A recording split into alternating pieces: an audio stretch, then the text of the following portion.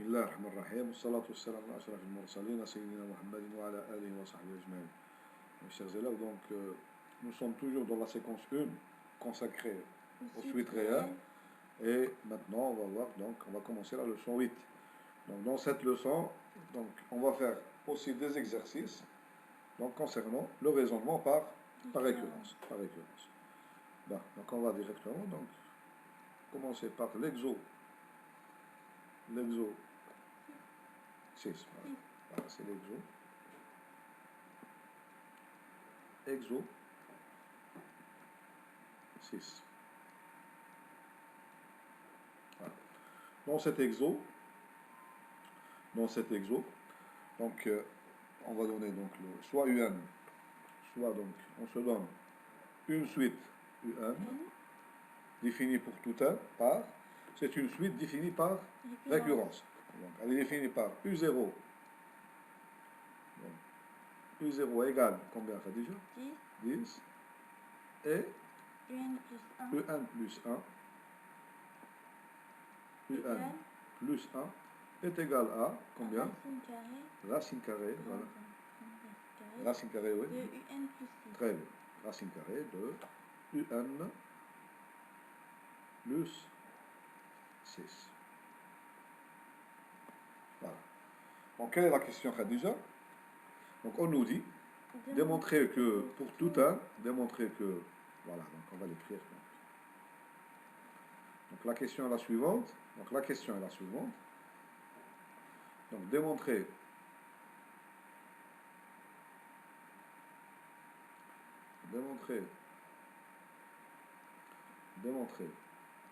que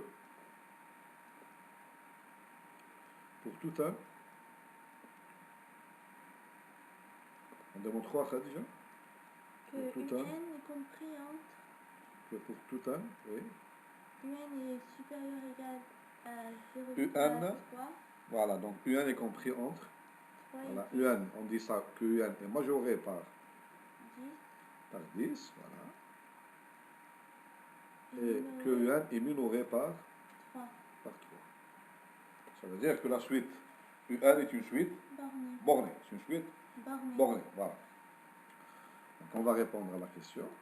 Bon, en vérité, donc solution de l'exercice, de l'exo, solution. Bon, il y a plusieurs méthodes à utiliser pour résoudre cet exercice. Oui. Puisqu'on est dans le raisonnement par récurrence, donc notre propriété, c'est P1 ici, donc on va l'écrire. Donc on a la propriété P1, voilà, P1, P de 1, qui dépend de 1. C'est quoi la propriété P de 1, Khadija? Que UN, voilà, c'est UN est majoré par 10, voilà, minoré par 3. et minoré par 3. Il faut démontrer donc la propriété P1 pour tout n, que la propriété P de n est vraie pour tout n. Donc quelle méthode on utilise? On utilise le raisonnement par la méthode par récurrence. Donc on va commencer par la partie 1, ce qu'on appelle la méthode d'initialisation. Puisqu'on nous dit démontrer pour tout n, donc on doit démontrer que P, on va démontrer que P de 0 est vrai. Voilà. Et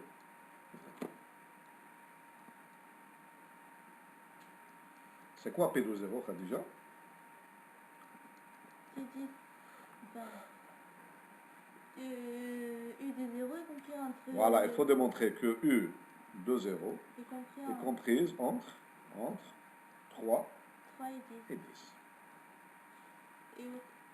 Et on sait déjà que U de 0 égale 10. Ceci est vrai pourquoi? Parce que U0 est égal par hypothèse, elle est égale à 10. U0 justement est égal à 10. Puisque U0 est égal à 10, donc elle est égale à 10. Donc elle est inférieure ou égale à 10. Elle est supérieure ou égale à 3. Elle est strictement supérieure. Donc on a ici donc 10 qui est strictement supérieur à 3. Donc ceci implique, ça implique que U0 est strictement supérieur à 3. Strictement implique supérieur ou égal. il faut tenir ça donc, pendant toute l'année du bac. Si on a une égalité qui est stricte, elle implique qu'elle est large. Oui. Mais si elle est large, ça n'implique pas qu'elle est Oui. stricte. Il faut faire attention. Si U0 est strictement supérieur, alors U0 est supérieur ou égal à 3. Donc on obtient, ça veut dire que P de 0 est Vrai. vrai. Bon, maintenant, la partie 2 du raisonnement par récurrence, qu'on appelle l'étape. Comment?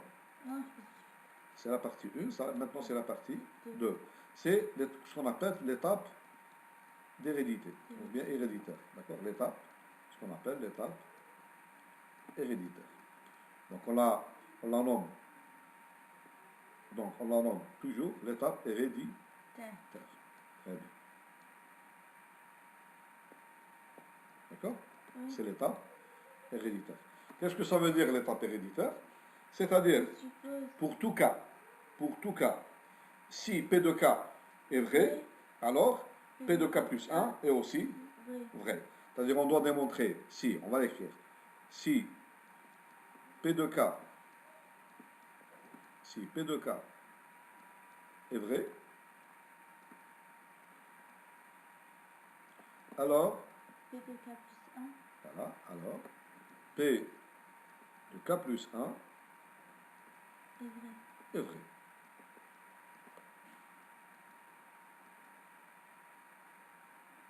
D'accord?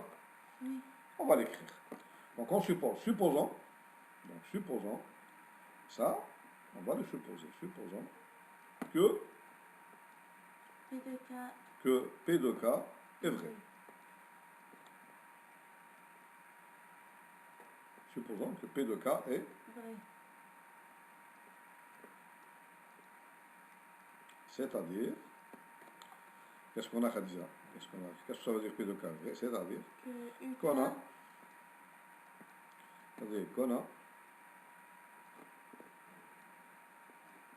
qu'est-ce qu'on a? UK. Bon, je vais écrire ici.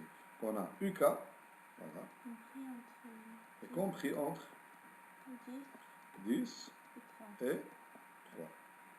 À l'étape K. J'appelle cette inégalité l'inégalité 1. Voilà. Montrons que ceci implique que, montrons que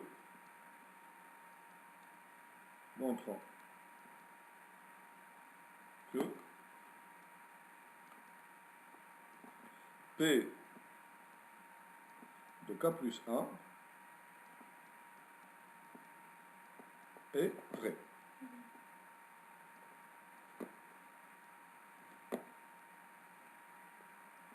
Que la proposition d'indice K plus 1 est aussi vraie.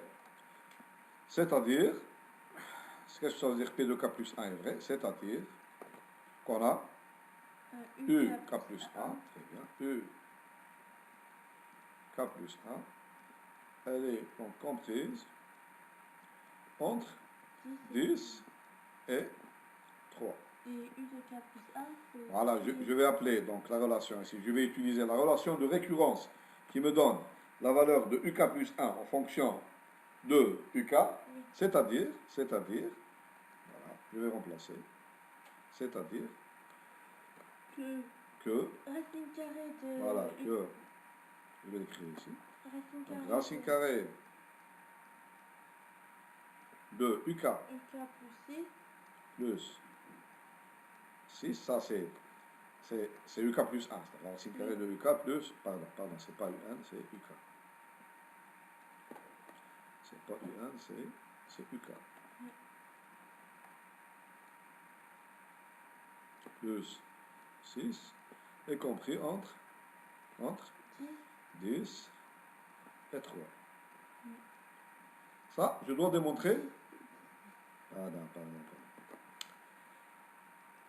Voilà.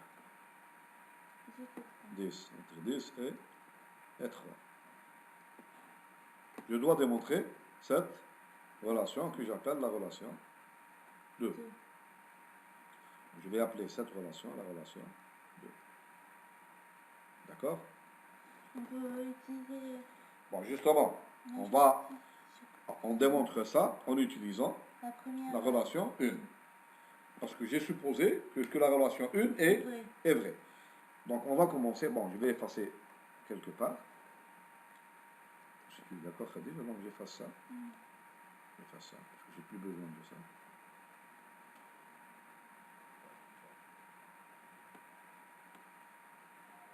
Je vais me concentrer sur l'implication. D'accord? Très bien. Bon. Donc je vais utiliser la relation. Je commence, je démarre de la relation 1. Donc j'ai, par hypothèse, j'ai UK est compris entre 3 et 10. Qu'est-ce que j'ai ici? J'ai UK plus 6. Donc ceci m'implique. Je rajoute. Qu'est-ce que je rajoute? 6. Voilà, partout. Donc j'obtiens UK plus 6. Il sera compris en 3. Entre 10 plus 6, c'est 16. Et 3 plus 6, c'est 9. D'accord? Et après, Bon, est-ce que j'ai le droit? Comment? Est-ce que d'abord j'ai le droit de passer à la racine carrée? Parce que j'ai ici la racine carrée. Est-ce que j'ai le droit ici de passer à la racine carrée? Si j'ai la fonction racine carrée est définie. la racine carrée, oui, Définie sur 0 plus l'infini, elle est croissante. croissante. Donc, À condition donc, que les termes soit positif. positifs. Comme ça, je peux utiliser la racine carrée. Or, j'ai UK plus X, y compris entre 9 et 16. Donc, ils sont positifs. Donc, j'ai pas de problème. Donc, en passant à la racine carrée, rien ne change. Voilà, je vais le faire. Donc, j'obtiens, donc ceci m'implique, voilà, je peux faire l'implication, m'implique. Et si par exemple, on écrit directement ça sans... Est-ce que, par exemple, ici, est-ce qu'il faut écrire que, puisque... Dans la rédaction, oui. il faut le dire, bien sûr. Il faut, lorsque tu inverses. Parce que si tu as, je te donne un exemple très simple. La fonction x au carré. La fonction x au carré. Oui. Si tu as, par exemple, alpha plus petit que bêta.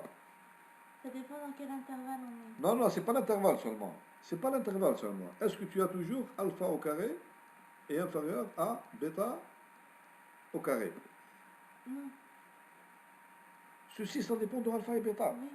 Si alpha et bêta les deux sont positifs, tu as le droit d'écrire ça. Si alpha et bêta sont les deux négatifs, c'est le contraire. Pourquoi? Parce que regarde la fonction x au carré, parce que tu utilises ici la fonction x au carré. Regarde la fonction x au carré. Donc sur l'intervalle 0 plus l'infini, elle est strictement croissante. Donc si tu as alpha et bêta positifs, donc ils sont là. Et alpha est plus petit que bêta, donc la fonction x2 est croissante, donc tu obtiens alpha au carré inférieur à bêta au carré. Mais si tu as alpha et bêta, les deux sont négatifs. Oui. Les deux sont négatifs, et tu as alpha plus petit que bêta. La fonction x2, elle est décroissante. Donc si tu as alpha inférieur à bêta, alpha au carré sera strictement supérieur à bêta au carré. Donc tu dois préciser. C'est-à-dire que si je ne précise pas que j'ai le droit d'écrire ça, puisque ici la fonction racine carrée elle est croissante sur R+, est-ce que c'est considéré comme une erreur si je l'écris? Non, parce qu'il faut être sûr seulement que lorsque tu passes à la racine carrée, tu ne te trompes pas. Si tu as un nombre négatif, par exemple, regarde où est-ce qu'il faut faire attention. Bon, on ouvre une petite parenthèse.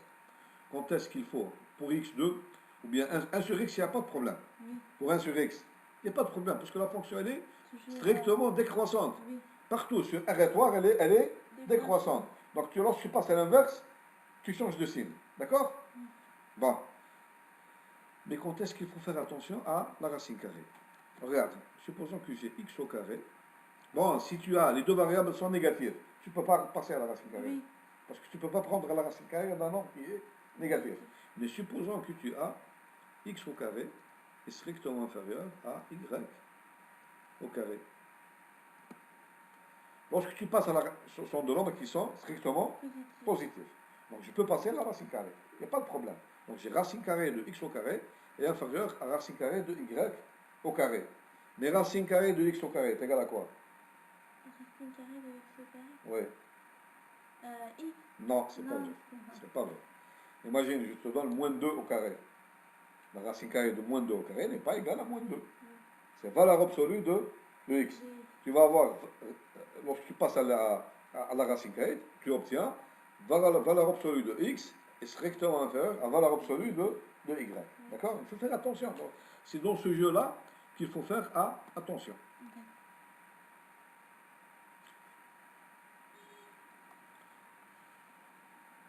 Non. Bon, on revient à notre exercice.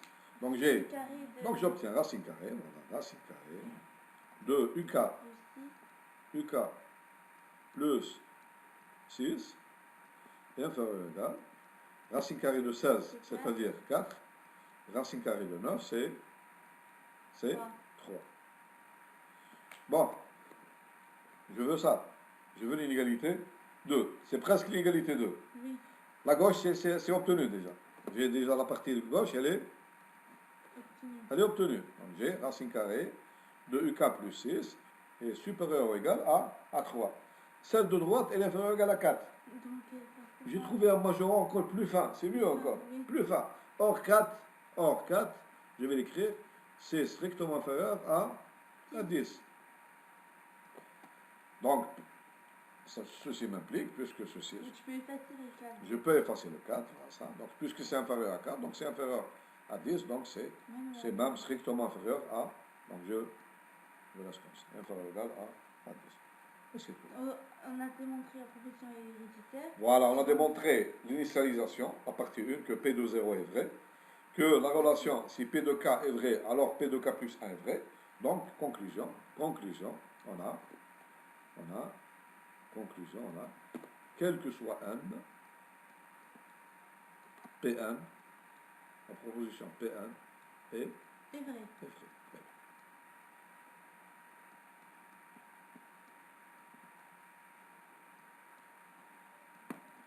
La proposition Pn est vraie.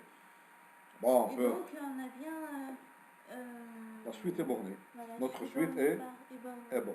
Elle est majorée par 10, elle est minorée par 3. On a même trouvé qu'elle est majorée par un majorant plus fin, par 4 encore. C'est mieux encore, par 4. D'accord? Parce que le majorant c'est bien, mais si tu vas trouver le plus petit des majorants, après dans les suites, c'est ça la limite.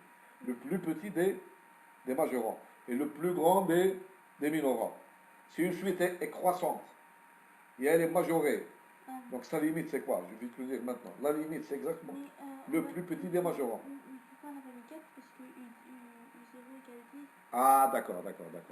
Mais pour la limite, c'est pas important. Oui. Pour la limite, c'est pas important. Pour la limite, c'est pas important. Parce qu'on doit se concentrer sur les grandes valeurs de UN. U1 est égal à quoi ici? U1 est égal à quoi? U1? Oui. Il est égal à... On calcule. Là. U1 est égal à quoi? 1 plus 1 égale... Racine carrée de U0 plus 6. Racine carrée de 6. U0, non, U0 est égal à quoi? Est égal à 10. Ah, 10, c'est vrai. 10 plus 6 est égal à 16. Donc racine carrée de 16 égale 4. Donc à partir de U1, tous les termes sont plus petits que... Comment? Voilà, tous les termes sont inférieurs ou égaux à 4. D'accord? Il y a une autre question? Non, dans la seconde partie, c'est l'expression. C'est un autre exercice. Non, mais avec les mêmes données. Avec les mêmes... Ah, très bien. Ah, les mêmes hypothèses. Bon, on va laisser l'exercice. Donc, on va appeler ça la première question. Question, exercice, première partie. Donc, la deuxième partie, donc voilà, on va effacer tout. Donc, le même exo, donc, ou bien on va écrire exo. Exo 6, deuxième partie. Non, exo 7. Allez, exo 6, exo 7. Donc, ce sont les mêmes hypothèses. On va être un peu plus rapide maintenant. UN défini par U0, donc qui est égal, on a dit, qui est égal à 10. Bon, si tu veux bien, on va commencer par U1 égale, on va commencer par U1 égale, on va commencer par U1. Non, c'est pas grave. U0 égale 10, très bien. Et pour tout n, on a donc u n plus 1, u n plus 1 quelle racine est carrée égal à racine carrée, très bien, de u1 plus 6. C'est ça? Oui, Plus 6 ou plus 4? plus 6. Plus 6. Voilà. Donc maintenant, dans l'exo 7, on a démontré dans l'exo 6 que la suite UN est bornée. C'est une suite qui est bornée. Maintenant, dans l'exo 7, on va démontrer que, donc la question c'est, qu'est-ce qu'on nous demande, Khadija? Que la suite est décroissante. Voilà, démontrer que strictement ou bien décroissance, Non, décroissante. que la suite P1, on va faire le sigle comme ça.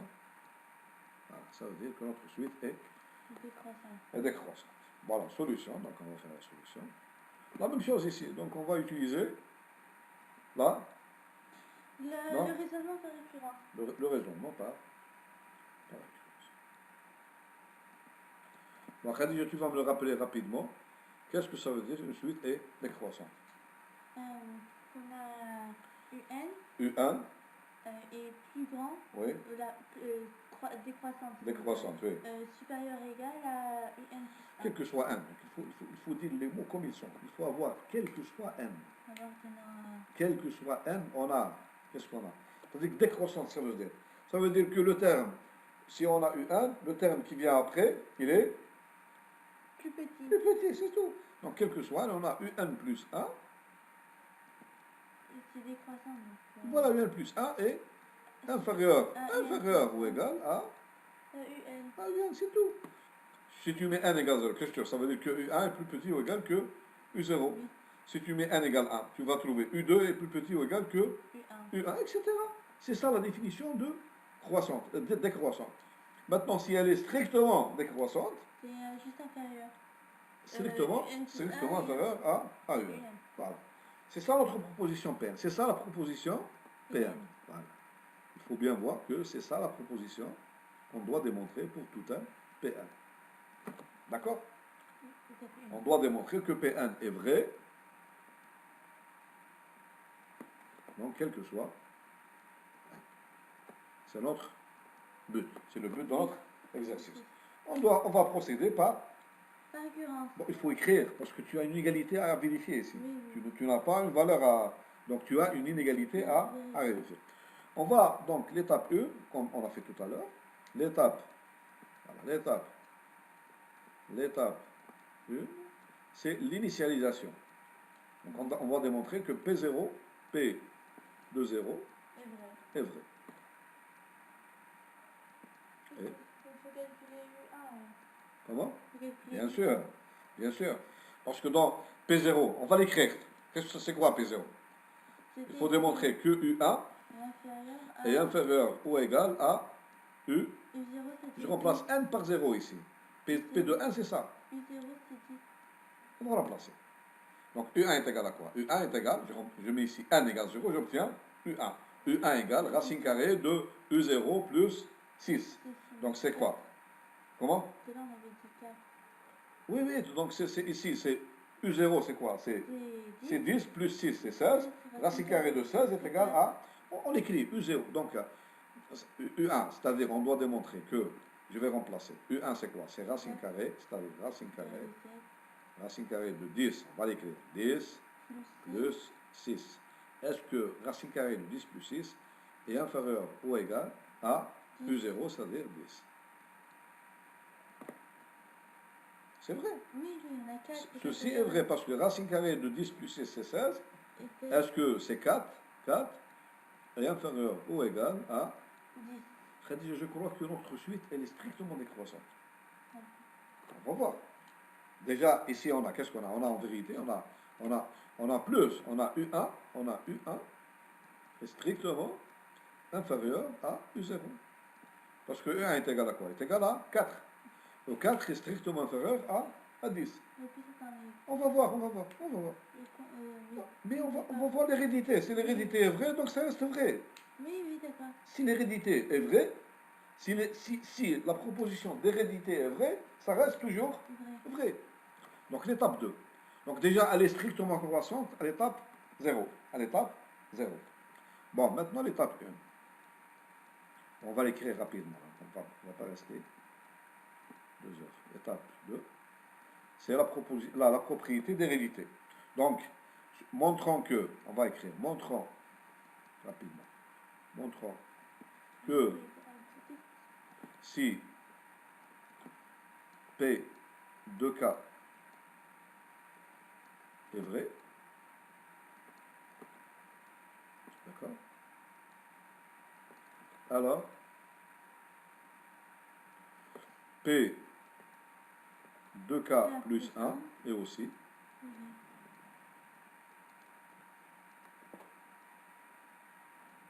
et aussi vrai.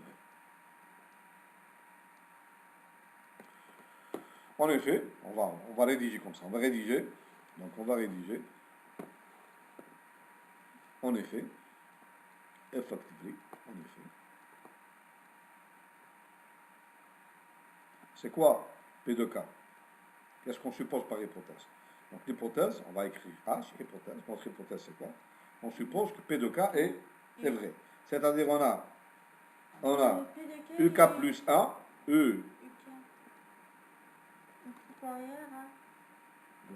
UK plus 1 inférieur, déjà. Moi, je vais dans l'autre sens.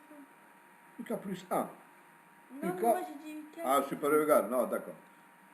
Tu dis UK est supérieur. Moi j'ai dit UK. D'accord. UK plus 1 est strictement inférieur à... Je suppose qu'elle est strictement... Je vais démontrer qu'elle est strictement... Okay. Non, strictement décroissant. Strictement décroissant. UK plus 1 est strictement inférieur à UK. Ça, c'est une hypothèse. Donc, c'est l'inégalité 1. PK plus 1 maintenant. C'est quoi PK plus 1? P, la relation, montrant que... montrant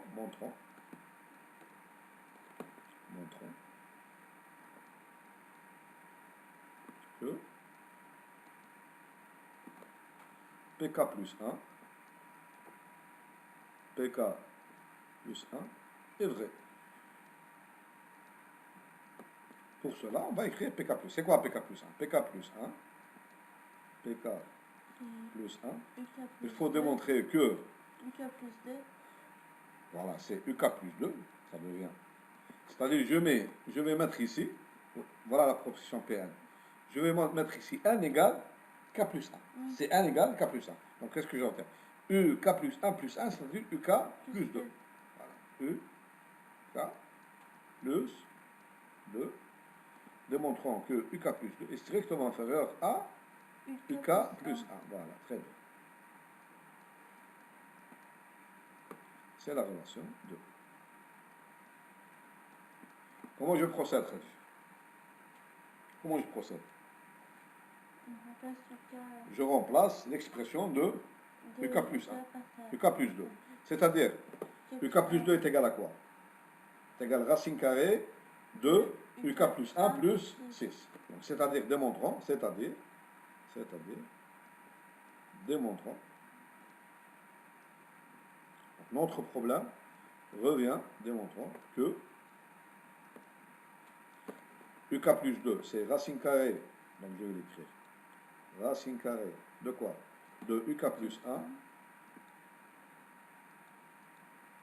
plus 6. Est inférieur ou égal à quoi? UK plus 1. Racine carrée de UK plus 6. Tu utilises ça? Tu n'as pas besoin de ça. On va écrire. Racine carrée de UK, d'accord. Racine carrée. Donc maintenant, j'utilise l'expression. Ah non, c'est inférieur. Donc, je suppose que j'ai l'inégalité stricte. D'accord? D'accord? Donc je vais démontrer strict. Donc je vais utiliser l'inégalité stricte. Strictement inférieur à racine carrée de quoi déjà? UK. UK plus 6. Très bien. UK plus 6.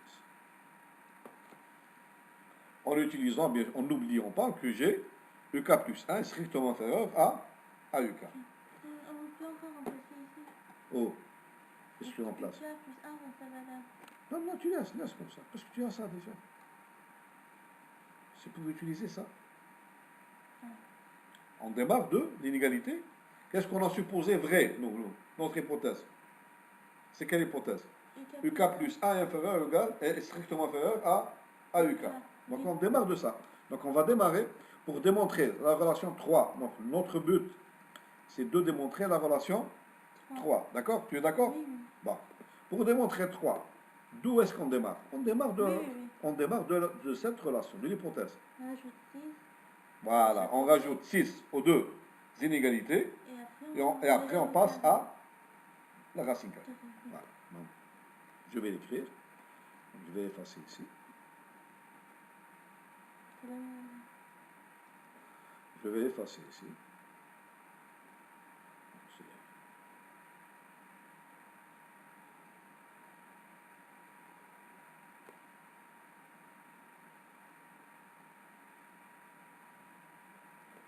Bon, je vais écrire encore. J'ai UK plus 1, je vais l'écrire. UK plus 1. UK plus 1 est strictement inférieur à UK. Ça, c'est quoi, Khalid? C'est quoi ça? C'est quoi ça? C'est la relation d'hérédité. Oui. Qu'on suppose vrai. Oui. Qu'on suppose vrai. Ceci m'implique quoi? M'implique que j'ajoute aux deux termes de l'inégalité 6. UK plus 1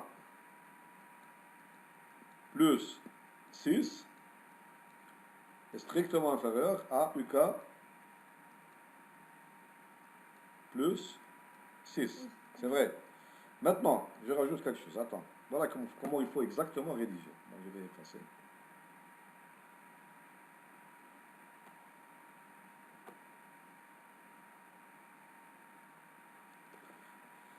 Qu'est-ce qu'on a démontré dans l'exercice 6? Que tous les termes UK sont supérieurs ou égaux à 3. Donc, ils sont positifs. Oui. Donc, si tu rajoutes 6 aux deux termes, donc, ils sont positifs. Donc, j'ai des termes qui sont positifs. Je vais écrire maintenant la fonction racine carrée est une fonction strictement croissante. Donc, ceci m'implique que, lorsque je passe à la racine carrée, donc le sens ne change pas. Donc, ça veut dire que racine carrée, voilà comment il faut étudier. De UK plus 1. Comment? Voilà, UK plus 1 plus 6. Pourquoi ici c'est 2, c'est 3? Comment? Ici c'est 2 ou 3, 3? 3, ça. 2, je l'ai laissé ici. Ah, d'accord. D'accord? Est strictement inférieur à racine carrée de UK plus 6. UK? Non, en haut, oui. C'est vrai. UK. Plus, UK plus, racine carrée de UK plus. C'est exactement la relation 3 qui est la proposition P, K plus 1. Donc elle est vraie. Donc la proposition elle est héréditaire. La proposition elle est héréditaire. Elle est vraie. P de 1, P de 0 aussi est vrai. P de 0 est vrai. Voilà. Donc la suite elle est strictement décroissante. Donc j'ai quel que soit n, j'ai UN plus 1 strictement inférieur à UN. Et la suite UN, elle est strictement décroissante. J'ai écrit ici. Je vais l'écrire en rouge. Ma suite UN, je vais l'encadrer, est une suite qui est strictement, parce que les inégalités, elles sont strictes, strictement décroissantes. Même si dans l'exercice, on n'a pas signalé, mais c'est vrai. Mais strictement décroissant. Je vais l'encadrer. Après, ils disent qu'on pouvait résumer ces deux exercices par démontrer l'inégalité. C'est bon? Puisqu'elle est bornée. Oui. Là, on peut démontrer à la fois les décroissantes et bornées.